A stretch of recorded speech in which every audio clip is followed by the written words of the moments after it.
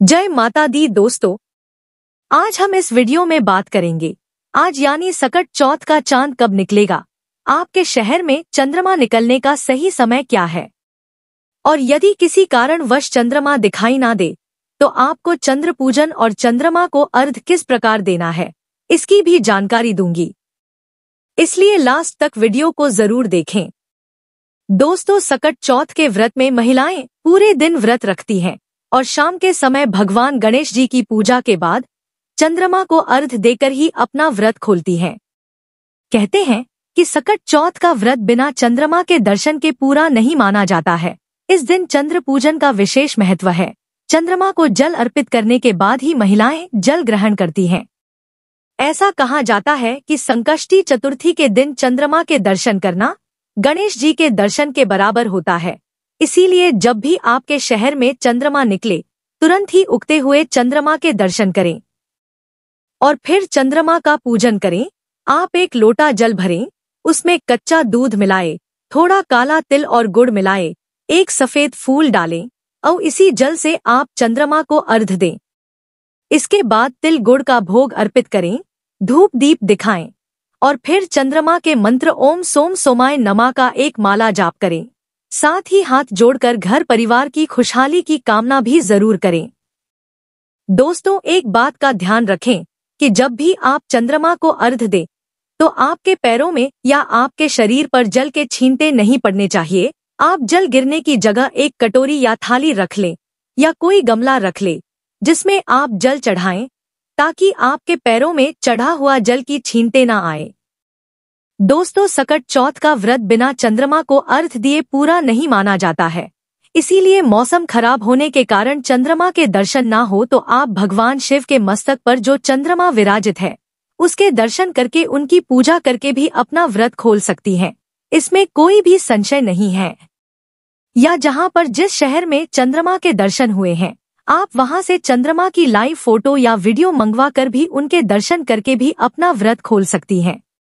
या इसके अलावा आप एक थाली में चावल पीसकर उस चावल के ऐपन से चंद्रमा की आकृति थाली में बना लें और इस चांद की विधिवत पूजा करें, उन्हें अर्घ्य दें।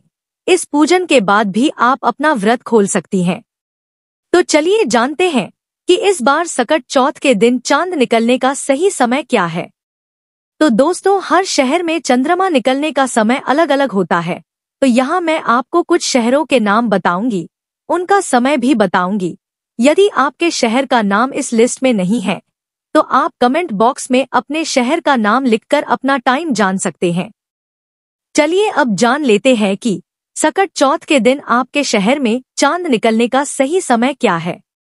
तो दोस्तों, आपको बता दें कि दिल्ली में चांद निकलने का समय रात 9:09 पर और लखनऊ में रात 8:55 पर और वाराणसी में रात 8:47 पर और प्रयागराज में रात 8:52 पर और कानपुर में रात 8:57 पर और जौनपुर में रात 8:48 पर और आगरा में रात 9:06 पर और मेरठ में रात 9:06 पर और बरेली में रात 9 बजे चांद दिखेगा और गाजियाबाद में रात 9:08 पर और नोएडा में रात 9:08 पर और गुरुग्राम में रात 9:10 पर और फरीदाबाद में रात 9:08 पर और भोपाल में रात 9:12 पर और जयपुर में रात 9:16 पर और रांची में रात 8:39 पर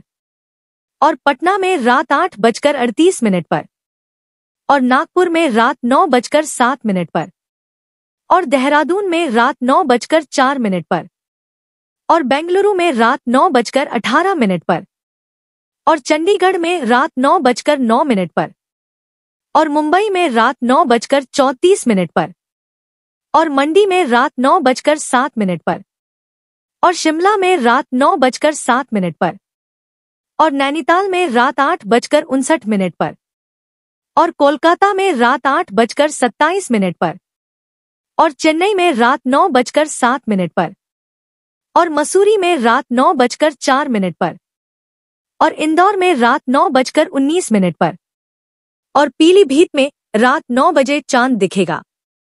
और अब जानते हैं व्रत पारण के समय के बारे में। दोस्तों, जब आपके शहर में चंद्रोदय हो जाए तो चंद्रमा का अर्घ और चंद्रमा का पूजन करने के बाद अपना व्रत खोल सकती हैं।